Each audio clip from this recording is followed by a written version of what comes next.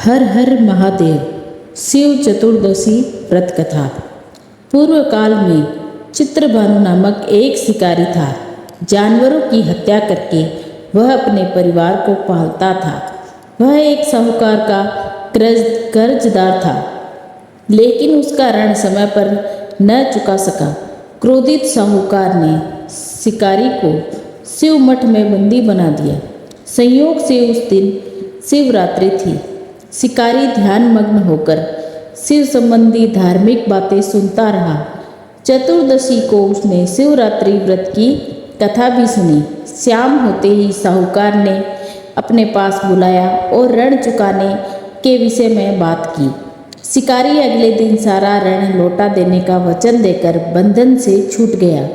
अपनी दिनचर्या की भांति वह जंगल में शिकार के लिए निकला, लेकिन दिन भर बंदी गृह में रहने के कारण भूख प्यास से व्याकुल था। शिकार खोजता हुआ वह बहुत दूर निकल गया। वह अंधकार हो गया तो उसने विचार किया कि रात जंगल में ही बितानी पड़ेगी। वह वन एक तालाब के किनारे एक बेल के पेड़ पर चढ़कर रात बिताने का इंतजार करने लगा। बिल्व वृक्ष के नीचे शिवलिंग था, जो बिल्व पत्रों से ढका हुआ था। शिकारी को उसका पता न चला। पड़ाव बनाते समय उसने जो टहनियाँ तोड़ी वे संयोग से शिवलिंग पर गिरती गई। इस प्रकार दिन भर भूख प्यास से शिकारी का व्रत हो गया और शिवलिंग पर बिल्व पत्र भी चढ़ गए। एक प्रहर रात्रि बीत जाने पर एक गर्भिणी हिरणी तालाब पर पानी पीने पहुंची। शिकारी ने धनुष पर तीर चढ़ाकर जो ही प्रचंडता खींची। हिरणी बोली, मैं गर्भिणी हूँ, शीघ्र ही प्रसव करूँगी। तुम एक साथ दो जीवों की हत्या करोगे, जो ठीक नहीं है। मैं बच्चे को जन्म देकर शीघ्र ही तुम्हारे समक्ष प्रस्तुत हो जाऊंगी, तब मार लेना। शिकारी ने प्रचंडता ढीली कर दी और हिरणी जंगली झाड़ियों में लुप्त हो गई।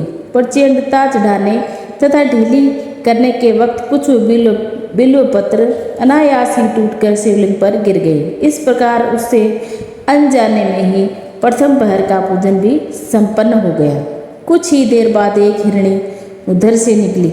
शिकारी ने प्रसन्नता का ठिकाना न रहा। समीप आने पर उसने धनुष पर बाण चढ़ाया। तब उसे देख हिरणी ने विनम्रता पूर्वक निवेदन किया, हे शिकारी, मैं थोड़ी देर पहले ऋतु से निर्मित हुई हूँ, कामातुर विहरिणी हूँ, अपने प्रिय की खोज में भटक रही हूँ। मैं अपने पति से मिलकर शीघ्र ही तुम्हारे पास आऊँगी। शिकारी ने उसे भी जाने दिया।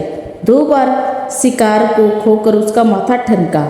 वह चिंता में पड़ गया। रात्रि को आखिरी पहर बीत रहा था।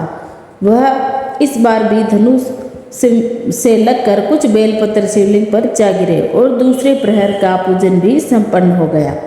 तभी एक अन्य हिरणी अपने बच्चों के साथ उधर से निकली। शिकारी के लिए वह स्वर्णिम अवसर था। उसने धनुष पर तीर चढ़ाने में देर नहीं लगाई। वह तीर छोड़ने ही वाला था कि हिरणी बोली, हे शिकारी, मैं इन बच्चों को अपने पिता के हवाले करके लौट आऊंगी, इस समय मुझे मत मारो। शिकारी हंसा और बोला, सामने आए शिकार को छोड़ दूं, मैं ऐसा मूर्ख नहीं हूँ। इससे पहले मैं 2 बार अपना शिकार खो चुका हूँ। मेरे बच्चे भूख प्यास से व्याकुल हो रहे होंगे। उत्तर में हिरणी ने फिर कहा, जैसे तुम्हें अपने बच्चों की ममता सता रही है, ठीक वैसे ही मुझे भी। हे शिकारी, मेरा विश्वास करो, मैं तुम्हें इसके पिता के पास छोड़कर तुरंत ही लौटने की प्रतिज्ञा करती हूँ। हिरणी का दुख भरा स्वर सुनकर शिकारी को उस पर दया आ गई। उसने उस मृगी को भी जाने दिया। शिकार के अभाव में तथा भूख प्यास से व्याकुल शिकारी अनजाने में ही बेल वृक्ष पर बैठा बेलपत्र तोड़ तोड़कर नीचे फेंकता जा रहा था। पो फटने को हुई तो एक हष्टपुष्ट मृग उसी रास्ते पर आया। शिकारी ने सोच लिया कि इसका शिकार वह अवश्य ही करेगा। शिकारी की धनुष की प्रचंडता देखकर मृग विनीत स्वर में बोला, हे शिकारी, यदि तुमने मुझसे पूर्व आने वाली 3 मृगियों तथा छोटे छोटे बच्चों को मार डाला है तो मुझे भी मारने में विलम्ब न करना, ताकि मुझे उनके वियोग में एक क्षण भी दुख न सहन करना पड़े। मैं उन हिरणियों का पति हूँ। यदि तुमने मुझे जीवन दान दिया है तो मुझे भी कुछ क्षण का जीवन देने की कृपा करो। मैं उनसे मिलकर तुम्हारे समक्ष उपस्थित हो जाऊंगा। मृग की बात सुनते ही शिकारी के सामने पूरी रात का घटनाचक्र घूम गया। उसने सारी कथा मृग को सुना दी। तब मृग ने कहा, मेरी तीनों पत्नियां जिस प्रकार प्रतिज्ञाबद्ध होकर गई है, मेरी मृत्यु से अपने धर्म का पालन नहीं कर पाएगी। अतः जैसे तुमने उन्हें विश्वास पात्र मानकर छोड़ा है, वैसे भी मुझे भी जाने दो। मैं उन सब के साथ तुम्हारे सामने शीघ्र ही उपस्थित होता हूँ। शिकारी ने उसे भी जाने दिया। इस प्रकार प्रातः हो आई। उपवास, रात्रि जागरण तथा शिवलिंग पर बेलपत्र चढ़ने से अनजाने में ही शिवरात्रि की पूजा पूर्ण हो गई। पर अनजाने में की हुई पूजन का परिणाम उसे तत्काल मिला। शिकारी का हिंसक हृदय निर्मल हो गया। उसने भगवत शक्ति का वास हो गया। थोड़ी देर बाद वह मृग सपरिवार शिकारी के समक्ष उपस्थित हो गया ताकि वह अपना शिकार कर सके। किंतु जंगली पशुओं की ऐसी सत्यता, सात्विकता एवं सामूहिक प्रेम भावना देखकर शिकारी को बड़ी ग्लानि हुई। उसने मृग परिवार को जीवन दान दे दिया। अनजाने में शिवरात्रि के व्रत का पालन करने से भी शिकारी को मोक्ष की प्राप्ति हुई। जब मृत्यु काल में यमदूत उसके जीव को लेने जाने आए तो शिव गणों ने उन्हें वापस भेज दिया तथा शिकारी को शिवलोक में ले गए। शिव जी की कृपा से ही अपने जन्म में राजा चित्रभानु अपने पिछले जन्म को याद रख पाए तथा महाशिवरात्रि के महत्व को जानकर उसका अगले जन्म में पालन कर पाए।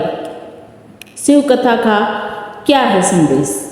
शिकारी की कथा अनुसार महादेव तो अनजाने में किए गए व्रत का भी फल देते हैं, पर वास्तव में महादेव शिकारी की दया भाव से प्रसन्न हुए। अपने परिवार के कष्ट का ध्यान होते हुए भी शिकारी ने मृग परिवार को जाने दिया। यह करुणा ही वस्तुतः उस शिकारी को उन पंडित पुजारियों से उत्कृष्ट बना देती है जो कि सिर्फ रात्रि जागरण, उपवास एवं दूध, दही, बेलपत्र आदि द्वारा शिव को प्रसन्न कर लेना चाहते हैं।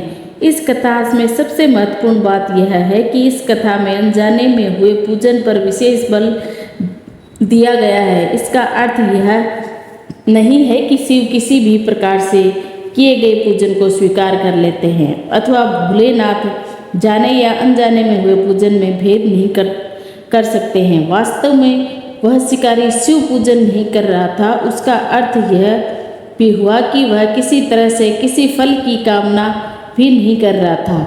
उसने मृग परिवार को समय पर जीवन दान दिया जो कि शिव पूजन के समान है। शिव का अर्थ ही कल्याण होता है। उन निर्जीव प्राणियों को कल्याण करने के कारण ही वह शिव तत्व को जान पाया तथा उसका शिव से साक्षात्कार हुआ। परोपकार करने के लिए महाशिवरात्रि का दिवस होना भी आवश्यक नहीं है। पुराण में 4 प्रकार की शिवरात्रि पूजन का वर्णन है। मासिक शिवरात्रि, प्रथम आदि शिवरात्रि तथा महाशिवरात्रि। पुराण वर्णित अंतिम शिवरात्रि है नित्य शिवरात्रि।